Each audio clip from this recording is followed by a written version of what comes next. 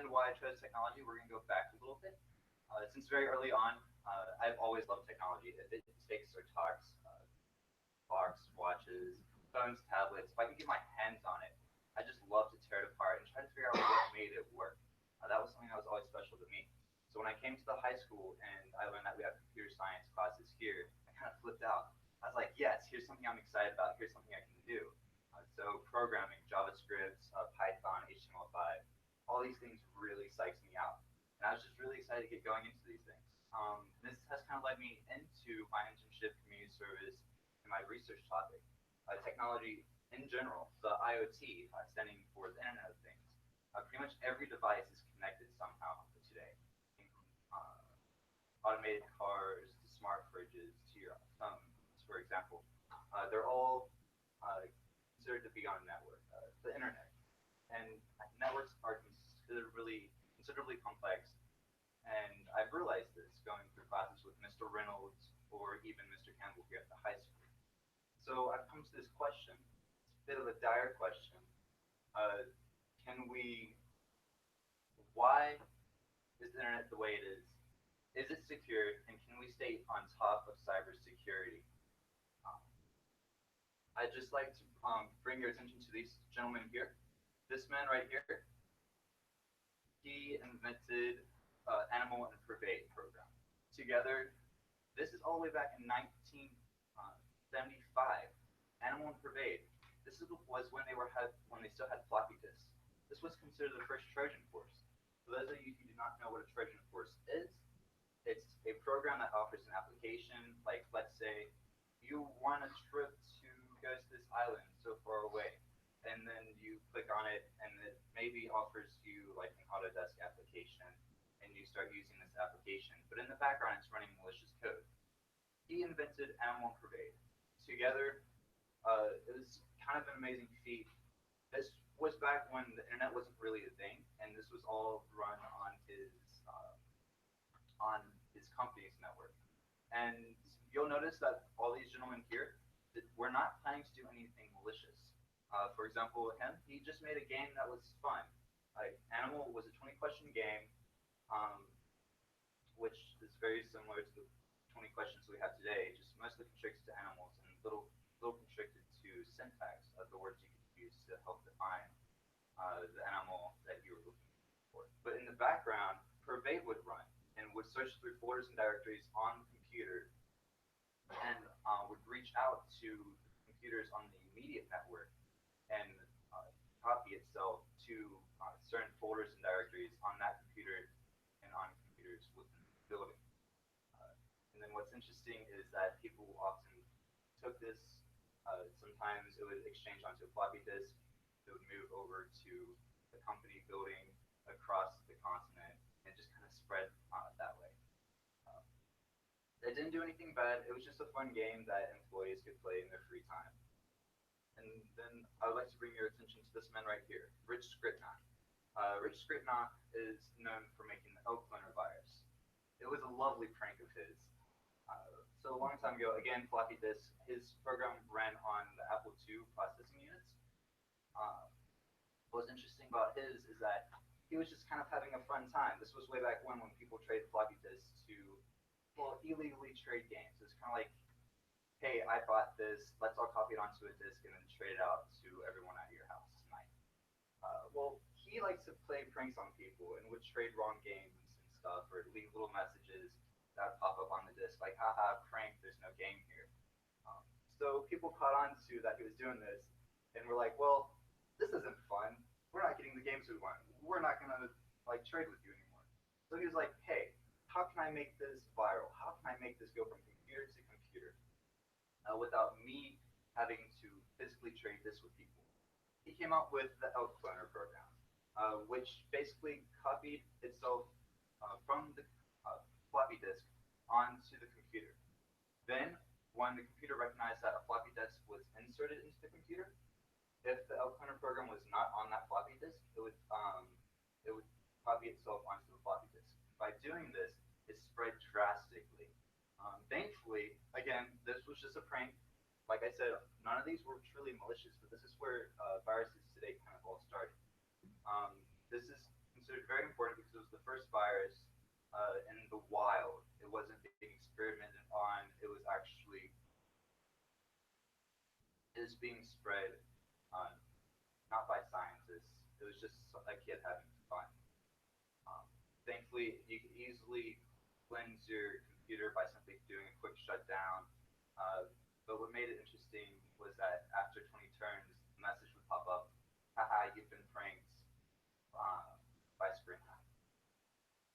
And this man right here, Robert Tatas Morris, he invented, he is known for the Morris worm. There's a lot of controversy around this one. People say he did it on purpose to get back to his father, who was big in cybersecurity at the time. Uh, but I'm more fond of the belief that he was truly playing around with the program to simply share and spread files. Being an MIT graduate, his programming was kind of a big thing for him. And what's important about this, it was the first worm. Worms are very dangerous and often wreak the worst havoc on the internet today. In fact, when his worm got out, it cost millions of dollars to fix. Again, it wasn't meant to be malicious. It was just an experiment gone way wrong. Um, Now, this worm over at MIT spread from computer to computer on campus and then kind of broke loose and affected a vast majority of the internet at the time. That was in 1988, so keep in mind the internet was still sort of small, kind of in its infancy. Not quite what it was today. Um, but this is when it wasn't malicious. And I was more interested into when did it become malicious? Why is it so damaging the way it is today? So while looking for credible sources, I found a lovely resource that gives you a visualization of the timeline of hacks, breaks in cybersecurity, and leaks just in general. Uh, just to give you a quick idea of how this works, over here you'll see the years. AOL stands for American Online, and each of these bubbles represent an incident. American Online, in this example, 92 million, and were basically given out to individuals who were willing to pay for the information. I just wanted to show you guys this. You'll notice that turn of the century, you're expecting some stuff, but pay close attention. This is what kind of scares me. It explodes the turn of the decade. And you have today where it's just gone kind of rampant. And this kind of leads me to that the bad will prevail, because it kind of has, and it still is, beating us. We're playing catch up. We are constantly playing catch up with the enemy. We don't know that there's weaknesses or chinks in our armor until someone exploits it. Once it's exploited, we go, hey, we need to fix this. And we step up to the plate and we try to fix it. But by then, the damage is done. And large corporations often aren't learning from these. They're not taking the drastic measures that need to be taken. It's because my research that I was kind of interested in taking taking an internship in networking. After talking with Ms. Autumn, she helped direct me to Advanced Network Systems Incorporated, based in Charlottesville. And starting in October, early October, I was able to work with one Mr. Chris Snoddy. Chris Snoddy himself is a Lugano graduate, which is kind of, I thought, interesting. I believe 1987, please don't quote me on that. He now has a wife, 2 children. Great guy, great guy.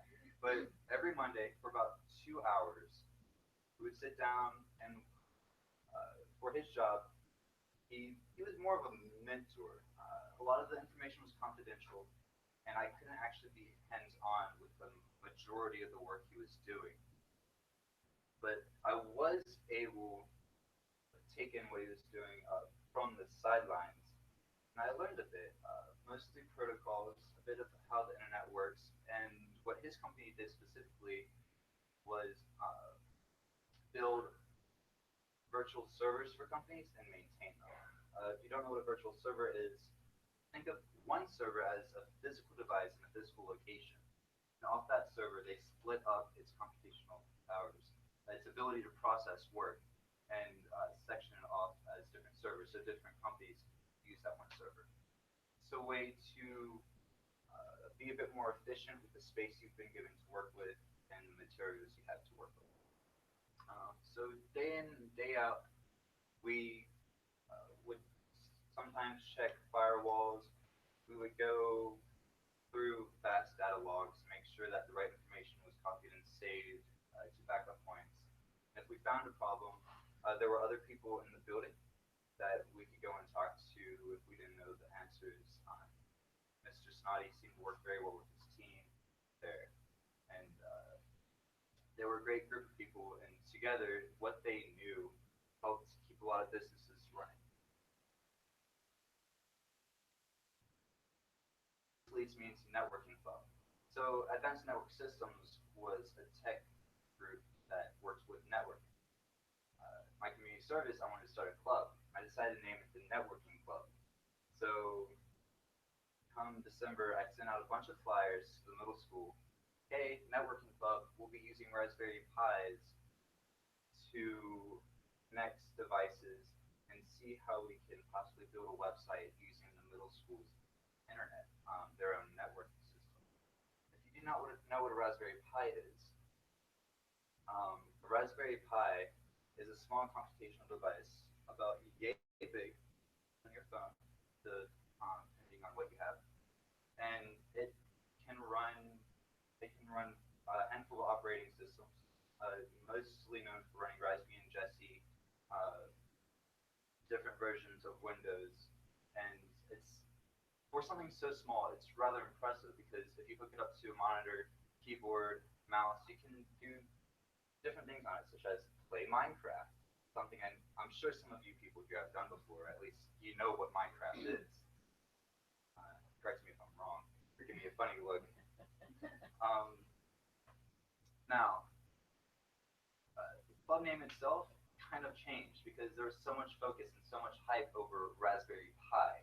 The kids love these little devices, and we shifted our focus from networking to just working with Raspberry Pis in general. And this is actually why I've named my subject technology, not networking. We worked together to develop different projects. Some kids made websites, some kids made games, some kids hacked games. It was really a good time using the Raspberry Pis. Here is one right here. I could fit in the palm of my hand. This little SD card right here, anywhere from 64 gigabytes to 128 gigabytes, ran the operating system and held most of the files on the Raspberry Pi itself. Now, this here is AJ. AJ, I know from outside of the club. He's a friend of mine, and you'll notice right here, this game is called Cookie Clicker. Again, I'm sure some of y'all have played this in your spare time. Maybe not adults and parents, but everyone else here who has found themselves at a computer and not working on anything, I'm sure has at least seen it. And AJ here and the girl named Brenna were interested in figuring out if they could make the cookie clicker trick it into thinking you had an infinite amount of cookies. Now, using the inspect element on the web page, they're able to open up a console and communicate with the server and the game itself running on the computer. So these games will have a cache on the computer, but they'll also save memory on the server. Using this console, they were able to send information back to the server and trick it into thinking that their account was getting 99999999999 little kids, nines definitely, cookies per second. And it worked. It worked, and they were able to unlock almost everything. I say almost everything because there were some achievements that were not available, and they were mad. They were really, really mad about this. They felt cheated. So what did they do? They found a way to trick the server into thinking they had unlocked it. Keywords here, not technically achievable yet, but they did it. And it surprised me. If you give children the resources to accomplish something that they want to accomplish, they're not going to stop until they get it done. That's something that this community service has taught me, and I just thought it was amazing. Some of the things these kids did was mind blowing to me. Um, would I do anything differently? No, I definitely wouldn't. The kids were great. My internship, notice I did not spend too much time on my internship. I learned that networking with a company like Advanced Network Systems Incorporated for me. Um, I just don't I don't have the knack for it. We sat there in this very small cubicle for very long amounts of time and went through databases of information, and I didn't quite appreciate that so much. It was too much for me, too much work and too little of a space. It's just not quite me. Um, so, but knowing that now, I still wouldn't do anything differently because it was a learning experience for me. I went in thinking that networking was something for me. I came out knowing that networking is not something for me. And future plans, I am going to Virginia Tech to do something I do want to do. I'll be taking the Computational and Systems Neuroscience course in the hopes of better improving technologies to help fight Alzheimer's and Parkinson's. And that is the rest of my slideshow.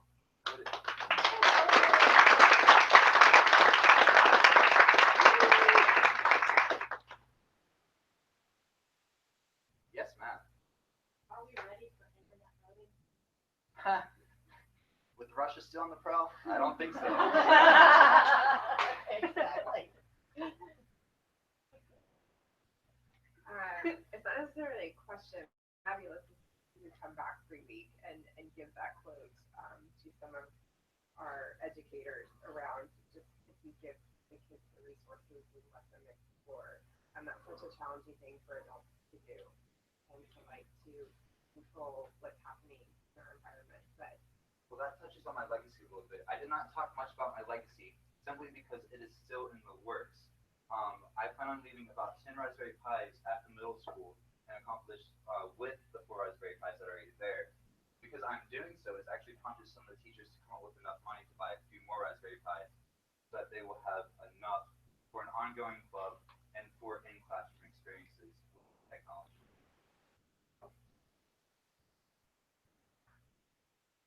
Any more questions? I'm open. Hit me.